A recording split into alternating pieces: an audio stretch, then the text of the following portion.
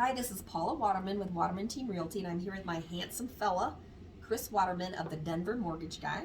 We're going to talk to you today about REOs and what that means for you. But before that, make sure you subscribe to our channel if you're watching this on YouTube, and like, follow, and share. It really helps us out, and this content is going to be really good for other people who are interested in real estate.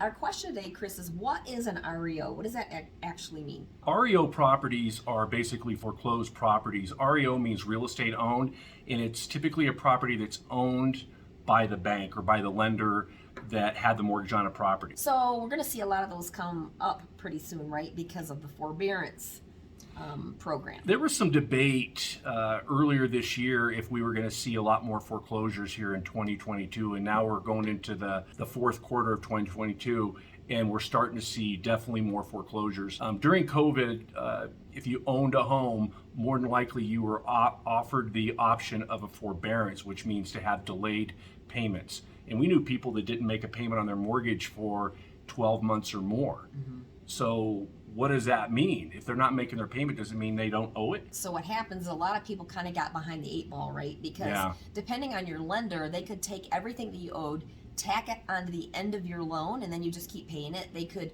kind of recast your loan, or they could ask for a balloon payment that you had to pay the whole amount at once, or you were going to lose your house.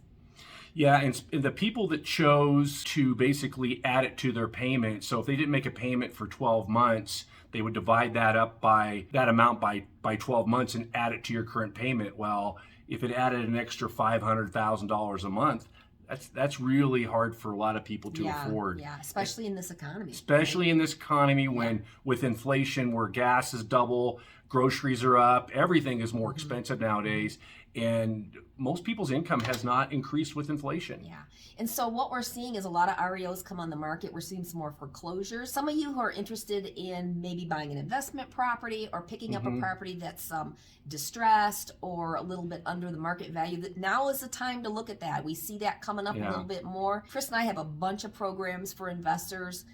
We have the self-employed programs and bank statement programs. Right? Yeah, we have a program that if you want to buy a rental property, it doesn't require income disclosure. So we don't need tax returns. We typically don't need W-2s or pay stubs. It's based on what market rents are. Yeah. And if a mortgage payment is going to be $2,200 a month, and the rent is going to be $2,200 a month, typically you're able to get qualified for that type of loan. Now, if the mortgage payment, for example, is $2,200 a month, but you're only going to collect $2,000 a month in rent, you're not going to qualify for that program. That would not be the program for you. Yeah. But we do have those types of programs. It's great for investors. Yeah. But you know what? We're going to see a bunch of properties come on the market. This is going to be a great buying opportunity for those of you who want to get into investments. Yes. And I encourage you to start really looking for that. Talk to us. We would really love to help. Again, this is Chris Waterman, Paula Waterman with Waterman Team Realty and Denver Mortgage Guy.